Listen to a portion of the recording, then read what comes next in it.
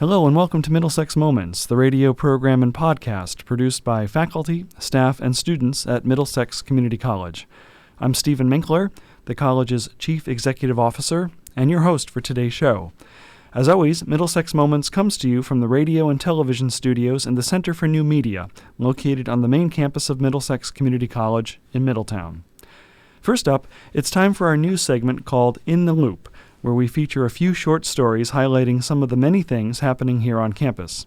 This is your chance to stay in the loop about everything happening at your community college. It's been a busy summer at Middlesex Community College. We offered 86 courses for college credit. Over 1,200 students enrolled in classes such as anthropology, chemistry, biology, criminal justice, and communication.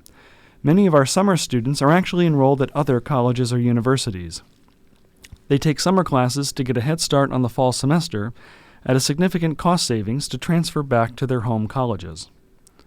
Did you know that more than 300 high school students took advantage of MXCC's free college programs last year? Through the MXCC at Platt arrangement with Meriden Public Schools, the High School Partnership Program, and the College Career Pathways Dual Enrollment Program, high school students earned nearly 1,800 free college credits. This saved area families more than $350,000 in tuition and fees at the community college tuition schedule. The college recently received a donation of scientific equipment and laboratory consumables valued at over $18,000. Siva Wu, a research assistant in Greensboro, North Carolina, reached out to her former colleague, Dr. Frank Stellabote, Middlesex Community College's biotechnology program coordinator, about a potential donation. Wu's lab closed when she returned to California, and she wanted the materials to go to a community college. In June, Dr. Stellabote picked up the items, which included petri dishes, glassware, micropipetters, pH meters, and ultraviolet lamps. Middlesex Community College just completed its first 5-week Skill Up for Manufacturing training program, a collaboration with Vinyl Technical High School in Middletown and the Workforce Alliance. 15 students took advantage of the free intensive course. In addition to basic manufacturing skills such as milling and turning, students learned soft skills in a simulated work environment. Skill Up is now accepting applications for a fall cohort. Contact Program Director Tracy Ariel at 860-512-2635. On August 7th, Middlesex Community College hosted Governor Ned Lamont, Lieutenant Governor Susan Bicewicz, State Senator Matt Lesser, and community stakeholders for a bill signing ceremony to commemorate the adoption of a new law the governor proposed that will provide the public with greater information regarding how prosecutors make decisions in criminal cases, particularly when it comes to the screening and charging of cases, pre-trial and bail recommendations, diversion to programs, case processing, plea negotiations, and sentencing recommendations. MXCC alumnus Gus Marks Hamilton, now the Smart Justice Field Organizer for the American Civil Liberties Union of Connecticut, also spoke.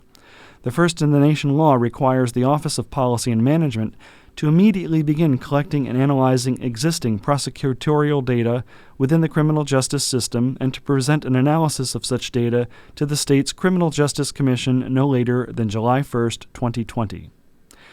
Finally, you are invited to join the Middlesex Community College Foundation on Saturday, October 5th at 7 o'clock for the annual Red Moon Gala featuring entertainment by the New York Dueling Pianos. Enjoy wine tasting, craft beer, little bites, auctions, and a ticketed raffle with a chance to win $10,000.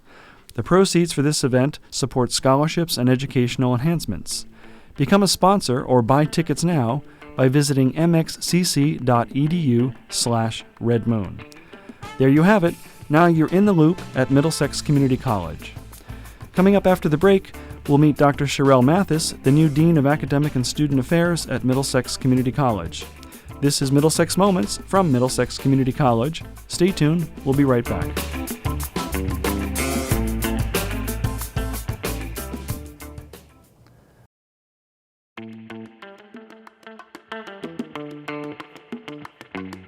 Welcome back to Middlesex Moments, coming to you from Middlesex Community College. This is Steve Minkler, together with my guest, Dr. Sharale Mathis, who is the college's new Dean of Academic and Student Affairs. Thanks for being with me today, Sharale. Thank you for having me. So for our listeners, tell us a little bit about your background. You've been in higher education for about 12, 13 years and have a research background as well. Yes. So I'll start with the research background first. Graduated from Eastern Connecticut State University with a bachelor's in biology. From there, wasn't quite sure what I was going to do. My initial thoughts were I always thought I would go to medical school and become a doctor, but that didn't quite work out. That wasn't the plan that was for me. So wasn't quite sure what I wanted to do. So I applied for a biotech job in New Haven, got the job and started to do research up in New Haven for about 4 years.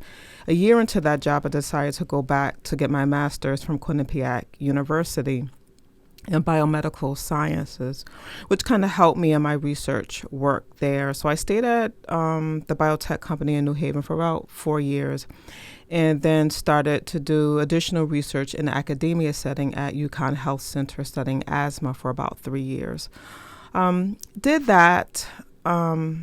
Probably wanted to get out of the lab of working with mice and working with people a little bit more. And just wanted to find a way to give back to students like myself, first generation or historically underrepresented students who had an interest in the science. So I applied to a mentoring program called Career Beginnings that was out of Hartford. And then I saw a position at Manchester Community College that seemed to be perfect of blending having experience in industry and recruiting and mentoring students who wanted to pursue that path. So I went in on an NSF grant that was a collaboration between UConn, Quinnipiac Valley Community College, Three Rivers, and Manchester, called Strong CT, Science, Technology, Reaching Out to New Generations in Connecticut, to recruit first-generation historically underrepresented groups into the science or the STEM field. So I did that for a year. I also adjuncted in a human biology course and realized that I enjoyed teaching. Full-time position became available in the biology department. I applied, got the position, and then started working my way through various areas in higher ed. Yeah, it seems like a natural progression then. If you had some research background, if you had that experience and being able to bring that to students at a community college seemed like a natural progression. Yeah, it was. I couldn't have dreamt that position up, even if I tried. But it was a very great, rewarding experience. And two of the young ladies I had the pleasure of working with graduated from Manchester and both have their doctorate degrees in the biology field. So amazing. It's been great. Wow. Yeah. And I think one of the things that happens in a community college is that we are a teaching institution. Yes. So as a faculty member, you're not expected to do all forms of research. If you do, that's great. That's great.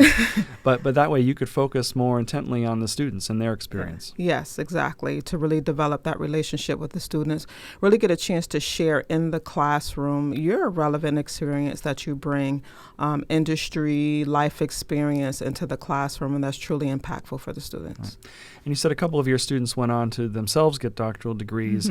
How were you able to connect students with your external contacts through your years of doing research and your work with the community? Well, unfortunately, the biotech company that I work for folded maybe a couple of years after I left that position. One of the students actually went to Eastern. And so we had a couple of same professors, similar interests. So we were able to really talk about the professors, the courses, what were some great courses for her to take. And then she went on to get her doctorate degree actually at UConn, and the other one went on to Wesleyan. And they're doing great things. That's great. Yeah. So were there some similarities between doing research work and the teaching experience, some things that maybe you did in the laboratory settings as part of the classes that you taught? Yes, because the classes that I taught were primarily lab-based classes. So when I started at Manchester, I was fortunate to have been given a set of laboratory exercises. So what I was able to do was utilize some of the research techniques that I developed in industry, in academia, and kind of infuse those things into the laboratory exercises to kind of make them more relevant and current. Okay. And when you were at Manchester Community College, you were primarily a faculty member, but you also had some administrative experience there as well. Tell us about that. Yeah, so maybe a year or two into myself teaching as a faculty member, I was then elected to be department co-chair in the science department. So I think that was my first taste of higher ed administration. I mean, I did work in a supervisory role when I worked at the biotech company. I had worked on a small research and development procedure that then was ramped up into production, and I supervised that group. So I had some supervisory experience, but that supervisor experience very different than supervisor experience, in higher ed. So I did department co-chair, which allowed me to really hone in on my organizational skills, my communication skills, and my ability to just really talk across the table and reach out to different individuals. Within the science department, it was not just biology, but it was chemistry, it was earth and environmental science, and it was physics. So it allowed me the opportunity to speak with others within the same field, but different disciplines within that. So I actually really enjoyed that experience. I did that for about 2 years. And then I took on just different leadership opportunities. And then when the division director stepped into an interim dean role, she recommended that I apply for the interim division director position. I did, and I got the position, and I did that for about 2 years. And I think that position right there cemented for me that I wanted to pursue the higher ed administration track. Okay. Yeah. And with your training and your background, what are some of the skills that you think made you successful in a role like that? You've transitioned from a researcher to a faculty member as a teacher, but then a little bit back into administration. So you've got a certain set of skills there that made you successful. What did those include? Patience. I would say patience. I would say organization, and I would really say communication and my desire to really communicate and be as transparent as I can. I'm able to really listen and learn what was going on at each of the programs. So when I stepped into the STEM DD position, it wasn't STEM originally. It was math, science, and health careers. And within that area, so you have different areas, and so each have their different needs. So I was able to kind of meet with everyone, assess what their needs were, and just really utilize the communication skills, and then be able to identify a problem, look at the resources available to address the problem, and then go speak with those individuals. So again, my ability to speak with people in various different departments to solve a problem probably is one of my strongest assets. And how were you able to take what you were learning about the direction of the college as a whole, of Manchester Community College, their strategic vision at the time, and then be able to work with the faculty who you were, the leader of? How were you able to take that big picture and then make it more meaningful to them on their day-to-day work? Okay, so that's not always an easy sell to the entire unit.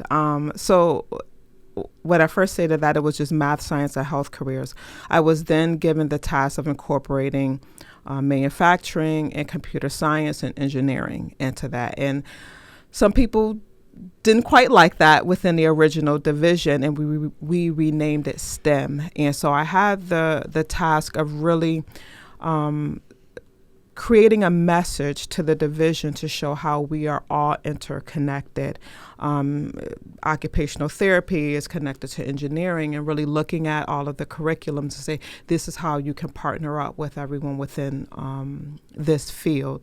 So again, not an easy thing to do, but again, I really attribute it back to the ability to really listen to what people need and kind of have a vision, an image. I'm a visual learner, so oftentimes when I'm giving tasks or situations, I visually plot that out first and then make the connections and the dots and able to draw the lines in between and see where everyone has a common thread. And then I try to recruit individuals around that common thread. So you're at Manchester for 13 years as a faculty member and administrator. What attracted you to this opportunity at Middlesex Community College? Well, I've been told, and through some reflection, I like to build. I did that a lot at Manchester when I, reorganized that STEM division. I like to build, and Middlesex, through my research, are just right there ready to start their rebuilding and scaling up. I like the motto of trying to really bridge and work together as one team to make just a seamless between academic affairs and student affairs. I love the campus. It feels like a college campus feel. It's a small institution. And represents itself as a family. Middlesex represented itself as an institution where students are truly the focus, and that there may be disagreements, but center right back around to the students. And I wanted to be part of that. I wanted to bring in the skills that I was able to develop over my industry experience, over my higher ed administration experience, and some work that I did at UConn to really be a part of the building that Middlesex is doing. And you've been on the job for a few weeks now. So far, so good? Yep, so far, so great. Right, we're happy to have you as part of the Middlesex family. What are a couple of things you can think of kind of quickly that once people get settled after the summer break and whatnot, that you can find a way to connect with members of the college community so they get to know you a little bit better? Okay. I plan to do, I did a little bit this summer, almost like a listening tour, introducing myself and really getting to hear what the faculty needs are. What are the strengths, what are areas for improvement, and really just listen and then take that information back, looking at the strategic plan, and again, creating that picture and connecting the dots. I mean, the overall picture really is to really effectively and efficiently work as one team. And I believe that a lot of the plans and strategies that the team and I have already put into place are strong attempts into making that a seamless existence between the two. So one for me is all about listening. And then once I gather that information, then really sitting back and like putting together a really big puzzle with all the pieces, really putting them together where they fit. All right. Well, we have to take a quick break. Okay. When we come back, more with Dr. Sharale Mathis, the new Dean of Academic and Student Affairs at Middlesex Community College. This is Middlesex Moments, coming to you on air at WLIS WMRD and online at mxcc.edu. Stay tuned. We'll be right back.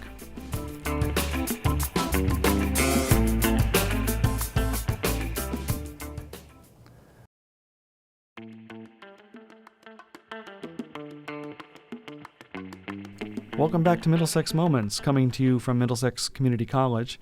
This is Stephen Minkler, together with my guest, Dr. Sharale Mathis, the new Dean of Academic and Student Affairs here at the college. Before the break, we were talking about Sharale's background and her transition from being a faculty member and administrator at Manchester Community College to her new position here at Middlesex. Sharale, one of the things that you did when you were at Manchester, in fact, I think it was your last year there, is you were on a special assignment to work together with the director of the University of Connecticut Hartford campus on a few projects. Tell us about your experience working with UConn Hartford. Okay. That experience was very rewarding. One, I got the opportunity to meet Dr. Mark Overmeyer Velasquez, who I consider a really great mentor at this point. When I decided to step down from the STEM DD position, and wasn't quite sure where I wanted to go after that. I think I just finished up my doctorate. I didn't want to continue in that role, so I decided to make the decision to go back to faculty. And the president at the time, Dr. Gina Glickman, asked to meet with me about that decision. And I gave her, some reasons why I made that decision. And her response was she felt I had more to offer on a bigger stage for students. Thought my influence in the classroom was great, but thought I could have a bigger influence on a different level to reach many more students. So she asked if she could find a way for me to do kind of like an externship off of MCC's campus. Would I be willing to do that? And I said, sure. So she sent out some requests, and Dr. Mark Overmeyer Velasquez from UConn responded. I met with him. We talked for about 2 different projects, and then he said, I'm willing to take a chance, if you're willing to take a chance. And I said, absolutely. So in my working with Mark, I was able to work on two big projects. One was in doing the research on an interdisciplinary community-based research consortium he wanted to do. So I did a lot of the research of looking at other models nationwide that were similar to what he was envisioning, research funding opportunities, research community agencies, and then various structures. And I put that research data I put together and provided it to Mark, and he used that to craft and further his vision in developing this interdisciplinary community-based consortium, and he actually received funding for it, and it is effective. It became effective last fall. And then the second project he had me work on was really looking at the strategic plan. UConn-Hartford campus itself did not have a strategic plan, so that was, again, involved me researching various models, structures within systems, and provided that information to him, and he was using that to craft their first strategic plan, incorporating the entire Hartford UConn Stores community. And that's, I think, really important because they just recently moved to downtown Hartford and Yes. Trying to be more of a partner downtown. Yeah, they're great. They have their offices immersed throughout the city of Hartford, not just undergrad, but graduate as well. And some store students through transportation services also come down and take classes at UConn Hartford as well. Okay. You yourself grew up in Hartford, right? I did. I am a product of the city of Hartford. All the way from elementary school, I went to West Middle. I then went to Quirk, which is no longer in existence, and I graduated from Hartford Public High School. What's interesting about my experience in Hartford when I was attending grade school there is that, interesting enough, when I first started in elementary school, I actually tested into developmental English and developmental math. So they had what they call this early intervention program there, and it was a reading lab and it was a math lab.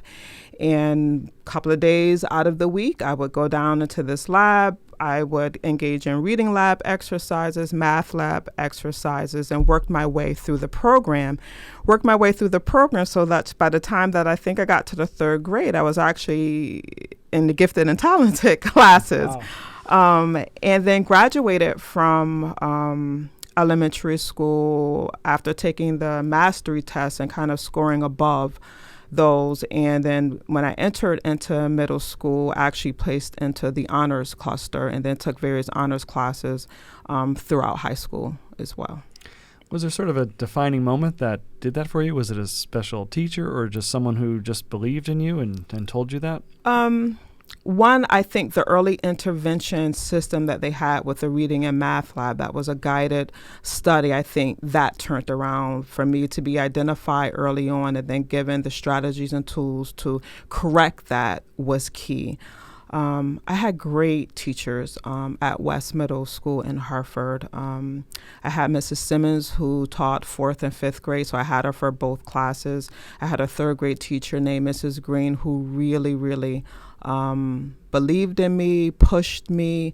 So yeah, the teachers positive teacher I was able to really connect with in elementary school. I would say that it definitely was Mrs. Green and Mrs. Simmons from West Middle School. And as a faculty member yourself and now dean, you play a special role in connecting with students at a college too. I mean, it really is a powerful thing, isn't it? Yeah, it really is. Like, I think it's important for students to know that, I think oftentimes when students see administrators, or especially first generation or students of color, they see another person of color in a high position at a college, they think that it was smooth sailing, it was perfect, that there were no mistakes along the road, and that's just not true. And I make it a point to really express that and share my stories with individuals. No, it wasn't always easy. Yes, I got D's, I got C's, I got F in there, a couple of times in between there, and no, the road was not smooth for me, but I knew where I had to be and I knew what was important for myself and my family. My mom was a teenager when she had me. She set a great example of she wanted the best for me. So your situation or what maybe you were born in or what you grew up in doesn't necessarily define what your future will be, and it doesn't limit you either. So to have the captive audience of the students, not only to just deliver curriculum, but to really engage them and share experiences from your life and your struggles, I think those are the biggest lessons that the students learn in the classroom. Amazing. And we see that every day at community colleges like Yes. Middlesex and Manchester and the Yes. others in our state. Yes. So from Hartford Public High School, you went to Eastern Connecticut State University. I did. I love Eastern. I promoted as much as I can. The biology faculty there are just amazing. I'm still in contact with them. Dr. Carmen Sid, who's the Dean of Liberal Arts and Sciences, she was my population biology teacher, ecology teacher. And I'm still in contact with her today, and she's also a great mentor as well. And from there to Quinnipiac to earn your Master of Health Science in Biomedical Sciences. Yes. That was, I tend to do things when I do them. I don't do them slowly. I tend to do them at a very fast pace. So I entered into the master's program when I was working at the biotech company in New Haven. Beautiful campus, amazing school, amazing programs. And then you capped that off with your Doctorate of Education in Educational Leadership. So you and I share that in common. Yes, we both we went do. through the same program at the Yes. University of Hartford. Yes. And your dissertation topic, okay, hold on, dear listener. Her topic was an exploratory case study of a community college system in a New England state, community college science faculty reports regarding effective instruction in traditional and hybrid formats. That's a long title. That's a long title. Thanks, Dr. Case. That's a long title. Yeah. So it sounds like if I had to summarize that, you talk to a bunch of faculty about what they do to be effective in a classroom, right? Basically. All right. Basically, yes. And what did you find out? Passion. It really boils down to what I was able to do was find this framework by Bolger. And it said the key to an effective classroom is really looking at and identifying 4 ACEs of effective teaching. And the 4 ACEs are outcomes, clarity, engagement, and enthusiasm. So I wanted to apply that framework in my dissertation research. And I used that to guide my research questions, my interview questions, and through the common thread really was about passion. Community college, if you decide to teach at a community college, you are doing it because you really, really want to teach. You want to connect with the students. And for some who maybe community college wasn't their first choice in teaching, they fell in love with it eventually. Not even eventually, maybe within a year of that. It's really about that direct connection with the student. And I say community college faculty, they do bring their passion into the classroom. They do bring their experience, whether it's their work experience, whether it's their educational experience. They bring that into the classroom. So the common thread really was about passion and engaging the students. And it's interesting because I've seen a couple of students here at Middlesex Community College who have expressed an interest in teaching. Mm-hmm. Some of them, I think, want to give back in a high school setting, maybe the high schools that they themselves came from. Mm-hmm. But some of them have spoken about going to college to then come back and be themselves college teachers. Yes. And all of the students I've talked to who have said that all want to teach at a community college. Mm-hmm. Something I think that they felt that they had a special relationship with their professors. Mm-hmm. And even though you and I did not ourselves attend a community college, I think it's a place where I found my passion and my work. And I think but the student who's experienced it has something a little more special than you and I have. Yes, I agree. I agree. Hindsight is 20/20. I always say, if I had an opportunity to go back, I probably would have started at the community college first and then found my way to Eastern. It is something about these students, and I think for me, my personal background, I relate to these students on so many different levels, and I want them to succeed. I really want them to knock down their own personal or institutional barriers and succeed because of those barriers placed in front of them. Okay. Yep. So when you're not teaching or being a dean, what do you do for fun? Binge on Netflix, but Me too. Aside from that, I really enjoy spending time with my family. I'm getting the unique opportunity to really mold my daughter. I have 2 children. I'm married to an amazing guy who's a Hartford firefighter. And I have 2 children from a previous marriage. I have a son who's 22 who did attend a community college. And then I have a 9-year-old daughter. And it's been interesting how I raise my son, how you raise a son and then how you raise a daughter. My son has an affinity for science but wants nothing to do with it at all.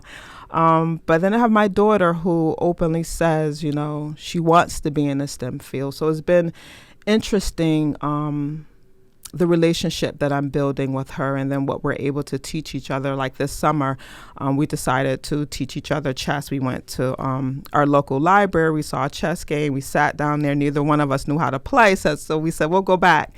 We went through YouTube and taught ourselves really how to play chess. And, after the 3rd game, she actually beat me after the 3rd game. So she keeps wanting to play again, which is fine, I never let my kids win a game. They have to really earn it. So she earned that win. So that's what I really like to do is spending time with my family. Okay, yeah. Great. Well, I'd like to thank you, Dr. Sharale Mathis, for joining me today for Middlesex Moments. Thank you for having me. Glad to be here. And many thanks to our on-air media partner, WLIS WMRD, and all the good people at that radio station.